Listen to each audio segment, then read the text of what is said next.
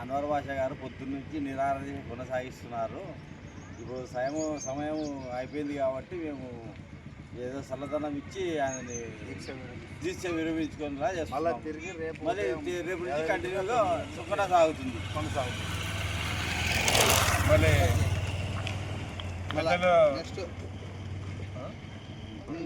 జరుగుతున్నటువంటి ఈ బ్లాక్ యాప్ల గురించి, తర్వాత సెల్ఫ్ డ్రైవ్ గురించి, అలాగే ఈ అడ్డాలో జరుగుతున్నటువంటి అన్యాక్రాంతమైనటువంటి బిజినెస్ గురించి ఉదయం నుంచి నీళ్ళు నిద్ర ఆహారాలు అన్నీ మానుకొని ఎండాన్ని లెక్క చేయకుండా మన ఆర్టీఓ గారికి తన యొక్క ప్రాబ్లమ్స్ని, కర్నూలులో జరుగుతున్నటువంటి అన్యాయాన్ని అన్నింటినీ ఎదిరించి ఒక్కడే దీక్ష చేస్తున్నాడు. ఉదయం నుంచి ఎండ కూడా లెక్క చేయకుండా నీడ కూర్చోమంటే కూడా కూర్చోలేదు.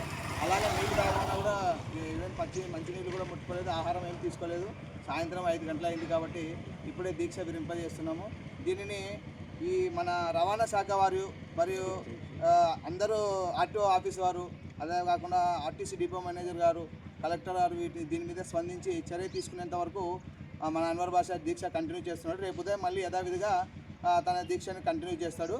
ఈరోజు అయితే ఇప్పటికి సాయంత్రం అయింది కాబట్టి దీక్ష విరింపజేస్తున్నామండి. Thank you.